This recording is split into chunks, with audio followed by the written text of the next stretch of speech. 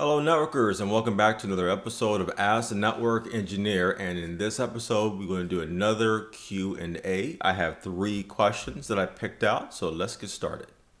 And the first question comes from Khalil Evelyn, and it's a question I believe he answered. I'm sorry, he has I think a long time ago, but it was hard for me to answer that. So I want to definitely make it official and answer that in this Q&A.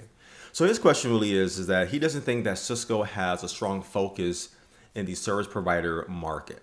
So his question is, do you have any advice for a guy who works in a service provider, but training is very difficult to find? So it's hard for me to answer that because my background is more with customer-based networks. And when we say customer-based networks, these are things like a LAN, WAN, data center, security, wireless, voice, things like that. Those are main solutions that we deal with building out for customer environments. We say a LAN if we're talking about users that are actually on a campus or in a building doing their job, or maybe a data center that's providing a type of service. So that's where my experience is heavily at. I did work at an ISP a long time ago, back in 1999, I believe. But again, I was interfacing with customer networks, not really much on the service provider side. So that's where my experience is. But I can say that if you are looking for training specifically for Cisco in the service provider market, there is a certification track for CCNA, CCNP, and the CCIE. So I would recommend to definitely look at the type of training that is available, getting the certification books and other related training. Do your search on Google, and you should probably find a lot of information about that. But I agree with you though. I don't see a lot of information about that. It's like Cisco is very heavy with data center and cloud computing.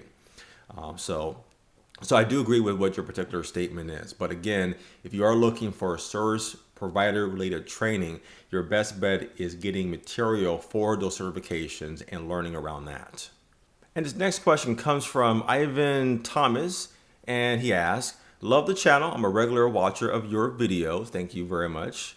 I have a question which I need your advice. I'm studying for computer networking degree alongside my CCNA. I'm moving to New Zealand after I graduate, and I'll be looking for my first job. My question is, does my 3 years of Cisco labs on real equipment count as experience? Short answer is no. Now, this question does sound very familiar, and I think I probably answered it in another episode, so I don't want to be repetitive and basically say the same thing in all the different videos. So if you're new to this channel, please watch all the episodes. We got a lot of great information that I provide you, tools and things like that. So yes, it does not count as production experience, which is really what matters. Now, at the same time, it does depend on the environment. But typically, when you're applying for a job as a network engineer or higher than that, the company is looking for you to have production experience, meaning though that you have proven experience of working with networks in real companies, working with customers and issues and things like that. And that actually is very important because it's different from what you learn from books. Books can't really teach you that.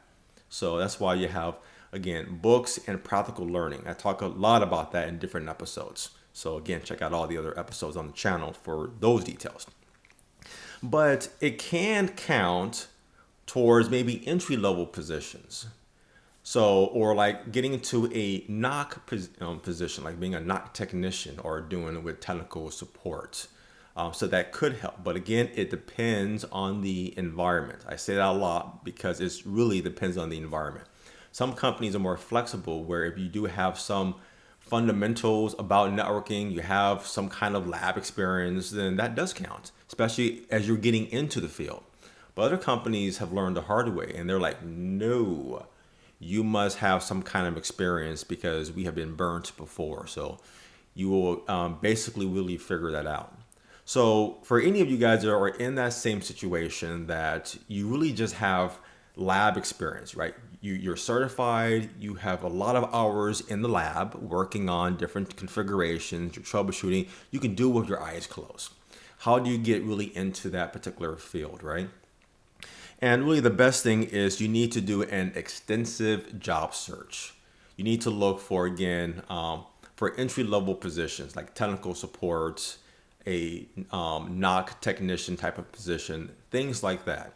So you need to go to job websites. You need to go to network-centric companies like Cisco, ISPs, things like that.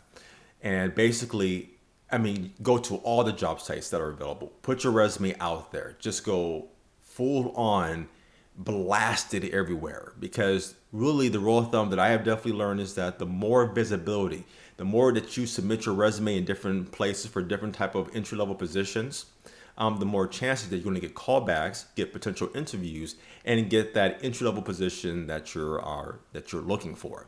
That's kind of what I did. I basically have my resume of getting into the actual field, and I just submitted it everywhere.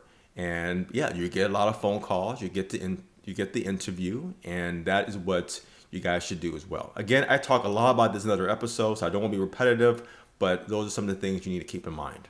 And the last question that I want to answer in this episode is from Carlos, and he asks, thank you for sharing your experience when working in the NOC. I think this is related to a particular episode where I talked about my experience in the NOC, so check out that video for more details with that. I'm currently working for an ISP as a field technician, which is great. That's your entry level, by the way, into the networking field. But I want to become a network engineer. So how did you get the position in the NOC? Also, do you think Network Plus is enough to be considered for an entry-level position at the NOC or as a junior network engineer? Or do I need the CCNA certification? Okay, so I would recommend to don't waste your time with the Network Plus, but I have the impression that you probably already have that, which is probably why you asked that. I would definitely recommend going for the CCNA and getting certified there. That's a good foundation of networking that could be a strong benefit for you. So that's what I would recommend. I typically don't recommend A Plus or Network Plus unless you are very new to the computer field. Like you have no networking, no computer, no server experience, you have nothing. You want to get into the IT field. Those certifications makes more sense to get that exposure before you start going up the ladder like CCNA and so forth, because maybe you do not like networking. So that's why if you're new to the field, those certifications does make more sense. So again, I will focus with CCNA if you are looking for a network path. And yes, getting to the NOC is definitely a great way to advance you to become a network engineer. Now, again, this depends if you are a NOC technician and you will have responsibilities of working with networks. That's really important because some NOC positions, you don't deal with troubleshooting networks or dealing with any kind of networking responsibility. It all depends on the environment. I will always say that because it's really, really important. I've been in many different environments. I've seen all of them operate very differently. So it depends that if you're applying for a position for the NOC, understand what are the responsibilities. What are you going to be handling? Are you going to be doing network troubleshooting, network configuration? Ask those kind of questions when you're interviewing for a NOC position.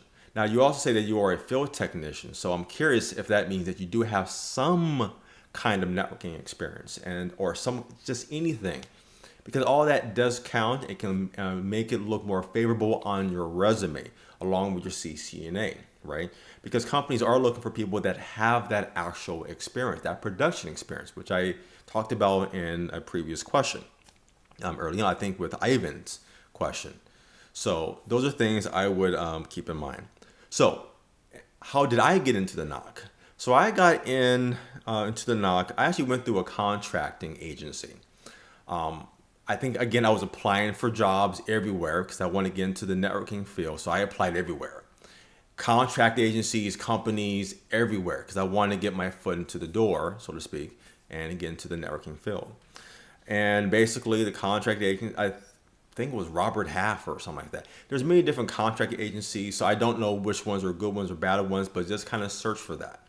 And what's good about the contract agency is that you get to go in and kind of tell them, I'm looking for a NOC position that has networking responsibilities. Then they will basically find out, they'll do all the work for you and kind of set up the interview and things like that.